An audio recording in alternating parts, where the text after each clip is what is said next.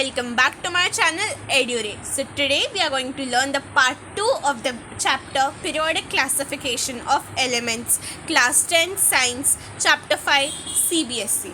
So in the part 2 we will study the later part of the chapter, which is the Mendeleev's periodic table, the modern periodic table, and the elements which constitute the periodic table. So let's begin with the chapter. So Mendeleev's periodic table.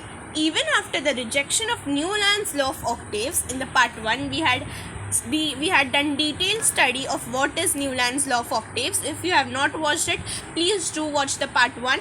I have put the link in the description box so you can watch it. So many scientists continued to search for a pattern that correlated the properties of elements with their atomic masses. So this was the mistake. जो भी scientist थे ना, वो properties of elements ऐसे search करते थे कि उनके जो एटॉमिक मासेस है ना, उससे वो कोरिलेट करे. कोरिलेट मतलब कि जो एटॉमिक मासेस है वो जैसे इंक्रीज़ हो रहे हैं ना, वैसे उसकी प्रॉपर्टी उनसे मैच करे. पर उनकी एक गलती थी कि उन्हें एटॉमिक मासेस नहीं, उन्हें एटॉमिक नंबर लेना चाहिए था. पर यहाँ पर उन लोगों ने एटॉमिक मासेस लिया. The main credit for classifying elements goes to Dmitry Ivanovich Mendeleev. He was the most important contributor to the early development of periodic tables, wherein the elements were arranged on the basis of their fundamental property, the atomic mass. तो मैंने यही बोला. अब atomic mass क्या होता है, अगर मैंने याद हो तो पार्ट 1 में बताया था. एटॉमिक मास होता है sum of number of protons plus the number of neutron. मतलब एक एटम के अंदर प्रोटॉन और न्यूट्रॉन रहते हैं ना, उन दोनों का सम वो एटम का एटॉमिक मास होता है. तभी साइंटिस्ट लोगों ने जो एटॉमिक मास है ना, उससे एलिमेंट्स की प्रॉपर्टीज़ मैच करी. Because of that atomic mass was the fundamental property. Okay, and also on the similarity of chemical properties. So atomic mass became the fundamental property in the Mendeleev's periodic table. Now, when Mendeleev started his work, अब ये important है, कितने elements known थे? 63 elements were known when Mendeleev started his work. और अब भी कितने elements known है? 118. तो जब मेंडलीव ने काम चालू किया था तब 63 elements were known. He examined the relationship between the atomic masses of their elements and their physical and chemical properties. मतलब अभी एटॉमिक मासेस है और फिजिकल और केमिकल प्रॉपर्टीज़ तो होती है एक एलिमेंट की. Physical properties like melting, boiling, chemical properties like oxidation, reduction reactions, उसका ट्रीटमेंट और वो कैसे रिएक्ट करता है दूसरे एलिमेंट्स. तो वो है ना, वो लोग उसके एटॉमिक मासेस से कोरिलेट करने लगे. मतलब ऐसे ढूंढने लगे कि वो दोनों कैसे मैच हो रहे हैं, एटॉमिक मास और फिजिकल और केमिकल प्रॉपर्टीज़ का एक दूसरे से क्या रिलेशन है.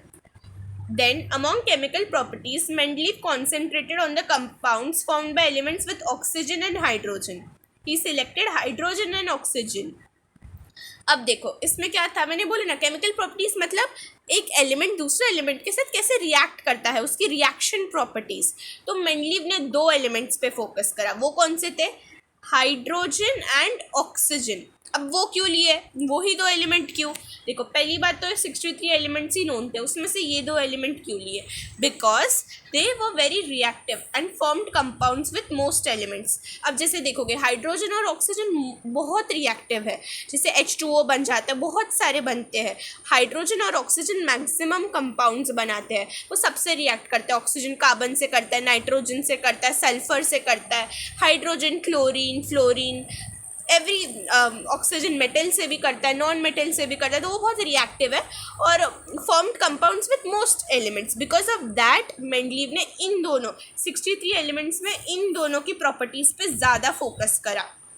अब the formula of the hydrides and oxides formed by an element were treated as one of the basic properties of an element for its classification. अब इसका क्या मतलब है? हाइड्राइड मतलब एक एलिमेंट जब हाइड्रोजन के साथ रिएक्शन करता है ना, उससे हाइड्राइड बोलते हैं. Like HCl, so it is a hydrogen chloride. Hydride मतलब HCl इज़ अ हाइड्राइड क्योंकि क्लोरीन ने हाइड्रोजन के साथ रिएक्ट करा. अब HF हाइड्रोजन ऑफ फ्लोरीन, वो भी एक हाइड्राइड है क्योंकि हाइड्रोजन ने फ्लोरीन के साथ रिएक्ट करा. ऑक्साइड मतलब Na2O, सोडियम ऑक्साइड, वो एक ऑक्साइड है क्योंकि सोडियम ने ऑक्सीजन के साथ रिएक्ट करा. सो जो फॉर्मूला थे ना इनके, उससे डिराइव करी गई बेसिक प्रॉपर्टीज़ ऑफ एलिमेंट्स और उन बेसिक प्रॉपर्टी से क्लासिफिकेशन हुआ. मतलब the formula of hydrides and oxide played a very important role. Now, Mendeleev's periodic law. Mendeleev formulated a periodic law which states that the properties of elements are the periodic function of their atomic masses. मैंने क्या बोला था, ये जो scientist थे ना, इन लोगों ने एटॉमिक मासेस को पीरियोडिक फंक्शन, मतलब जो बेसिक फंडामेंटल चीज़ है जिससे बाकी एलिमेंट्स की कैरेक्टरिस्टिक्स डिसाइड हो, वो अरेंज हो, वो एटॉमिक मास को कंसिडर की थी. Because of that the properties of element व the periodic function of the atomic masses. इसका मतलब है कि जैसे ही एटॉमिक मास इंक्रीज होता है ना, वैसे ही एलिमेंट्स की प्रॉपर्टीज और थोड़ी सेम होती है, इंक्रीज होती है, डिफरेंट होती है.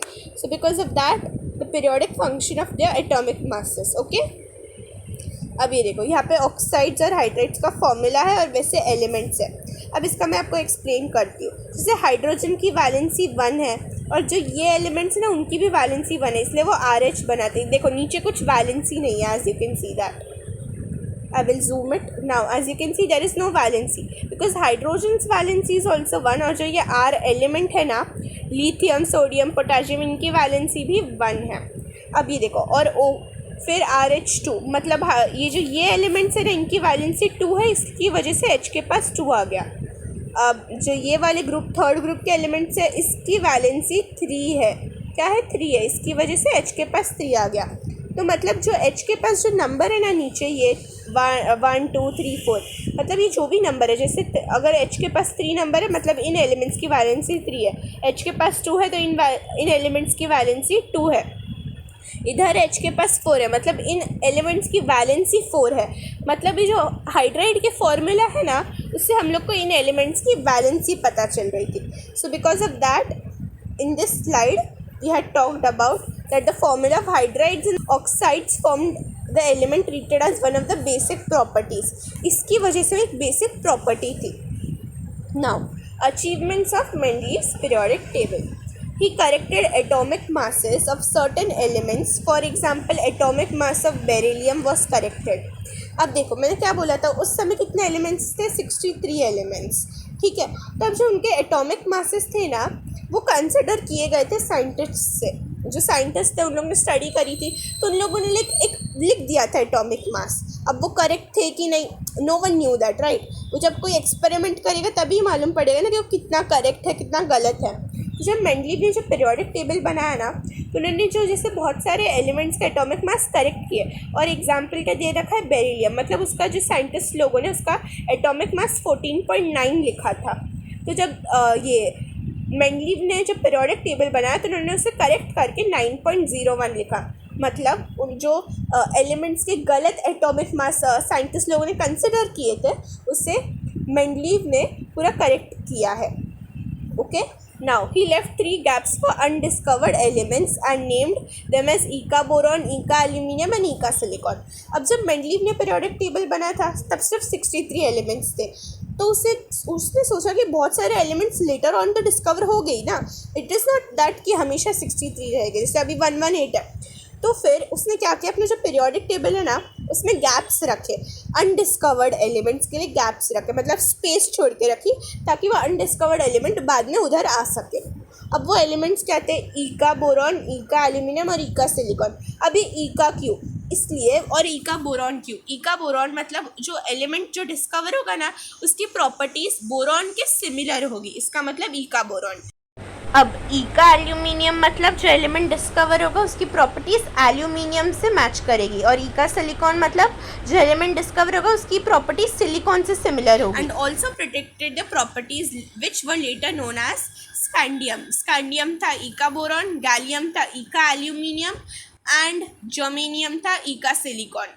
अब जैसे सिलिकॉन और जर्मेनियम, ईका सिलिकॉन और जर्मेनियम, ईका सिलिकॉन मतलब जर्मेनियम था, और सिलिकॉन और जर्मेनियम दोनों ही एक मेटालॉइड है, दोनों की प्रॉपर्टीज सेम है.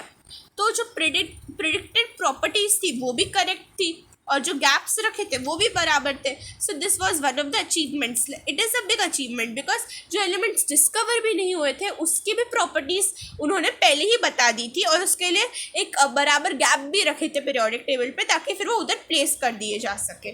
Now noble gases were discovered later which could be placed in this table without disturbing the actual form.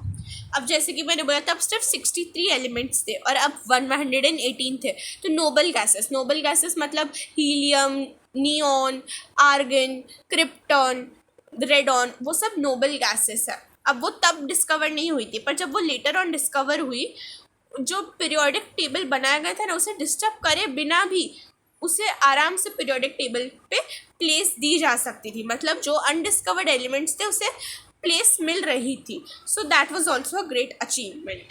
Now what were the limitations of Mendeleev's classification? A position of isotopes could not be explained. अब यहाँ पे बहुत ध्यान रखना, isotope क्या होता है। Isotope वो एलिमेंट्स होते हैं, like I will tell you. So एक H है, H1 है, दिस इज मतलब 1 मतलब H का एटॉमिक मास भी 1 है और एटॉमिक नंबर भी 1 है। अब ये यहाँ पे H2 है और यहाँ पे 1 है। So these are 2 isotope. इसका है हाइड्रोजन और इसका है ड्यूटेरियम। डिफरेंस है कि जो यहाँ पर H है ना, उसमें वो हाइड्रोजन है, उसमें एटॉमिक मास 1 है, और इसमें डिफरेंस क्या है, इसमें एटॉमिक मास 2 है। तो इसकी वजह से ये आइसोटोप होते हैं, इसमें एटॉमिक नंबर सेम होता है। देखो नीचे 1 है मतलब एटॉमिक नंबर सेम है, पर ऊपर जो एटॉमिक मास है ना वो डिफरेंट है। इसका मतलब ये जो ऊपर एटॉमिक मास है ना, ये दोनों डिफरेंट है, वो डिफरेंस होता है। अब इसमें हुआ क्या, इससे ये हुआ कि जो position of isotopes could not B explain. अब आइसोटोप में क्या होता है, ये जो 1 और 2 एटॉमिक मास तो डिफरेंट है, और जो ये मेंडलीव पीरियोडिक टेबल था वो किस पे बेस्ड था, एटॉमिक मासेस पे बेस्ड था। मैंने आपको स्टार्टिंग में ही बताया था, ये बड़ी गलती थी। अगर वो पीरियोडिक टेबल एटॉमिक नंबर पे बेस्ड होता ना, तो आइसोटोप्स को सिमिलर जगह पे रखा जा सकता था, पर अभी ये पीरियोडिक टेबल एटॉमिक मास पे बेस्ड था। पर जो आइसोटोप और एलिमेंट्स थे उनके एटॉमिक मास तो डिफरेंट थे, इसकी वजह से position of isotope could not be explained. अगर एटॉमिक नंबर पे होता तो सेम जगह पे रखा जा सकता, पर अभी एटॉमिक मास डिफरेंट थे, इसलिए position of isotope could not be explained. और अब वापस मैं बता देती हूँ, आइसोटोप क्या होते हैं, वो एलिमेंट्स होते हैं जिनके एटॉमिक नंबर सेम होते हैं पर उनके एटॉमिक मास डिफरेंट होते हैं। Okay, so now the position of hydrogen could not be assigned properly. Okay, so position of hydrogen could not be assigned properly. अब हाइड्रोजन है ना एक बहुत स्पेशल एलिमेंट है। हाइड्रोजन का जो लास्ट शेल है उसमें सिर्फ एक ही इलेक्ट्रॉन है। अभी जो एक इलेक्ट्रॉन है ना, या तो वो उसे गिव मतलब या उसे वो डोनेट कर सकता है, या वो अपना शेल कंप्लीट करने के लिए एक और इलेक्ट्रॉन ले सकता है। मतलब वो डोनेट भी कर सकता है और गेन भी कर सकता है। इसका मतलब वो एक मेटल भी है और नॉन मेटल भी है। तो अगर वो मेटल है तो अगर आपने अपने अभी मॉडर्न पीरियोडिक टेबल पे देखा होगा तो वो सोडियम और लिथियम के ऊपर प्लेस्ड है, और पर उसकी प्रॉपर्टीज़ नॉन मेटल से भी है, इसलिए क्लोरीन फ्लोरीन उसके ऊपर भी वो हाइड्रोजन एक प्लेस्ड है। सो हाइड्रोजन, सो अब जो मेंडलीव का पीरियोडिक टेबल था ना, उसमें ये position of hydrogen could not be assigned because of these dual properties. तो क्लोरीन फ्लोरीन उसके ऊपर भी प्लेस्ड है और वो सोडियम लिथियम उसके ऊपर भी प्लेस्ड है, because it can donate 1 electron and it can gain also 1 electron to have a stable electronic configuration. So this was the major problem, position of hydrogen could not be assigned properly.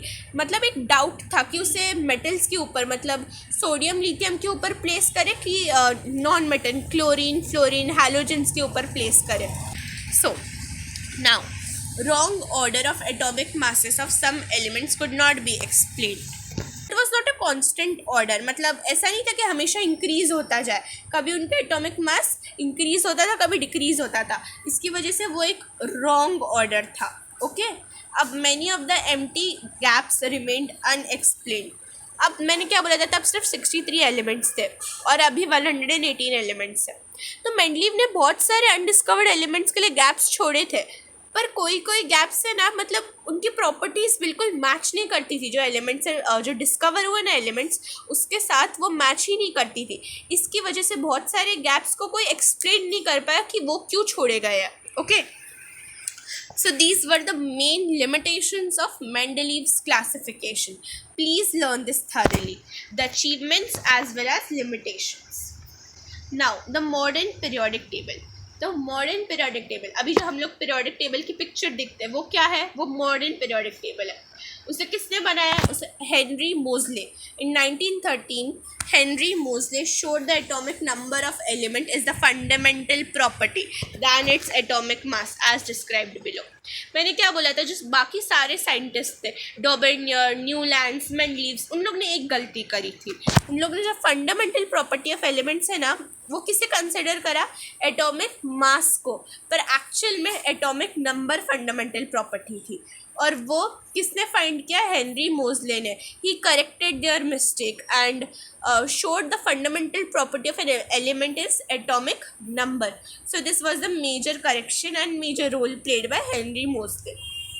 Accordingly, Mendeleev's periodic table was modified and atomic number was adopted as the basis of modern periodic table. A modern periodic law states that properties of elements are periodic function of their atomic number. अभी जैसे मैंने बोला Henry Moseley ने mistake correct कर दी कि atomic mass नहीं, atomic number periodic function है. So this was the statement of the modern periodic law. Please learn the statements of the modern periodic law. This is the statement. Elements when arranged in order of increasing atomic number. Atomic number मतलब number of protons in an atom या number of electrons in a neutral atom, उसे बोलते हैं atomic number, which is denoted by Z. Led us to the classification known as modern periodic table. Prediction of properties of elements could be made with more precision when elements were arranged on the basis of atomic number. अब जो limitations थी ना Mendeleev periodic table की, वो सब इस पे cover हो गई जब एटॉमिक नंबर को फंडामेंटल प्रॉपर्टी लिया गया.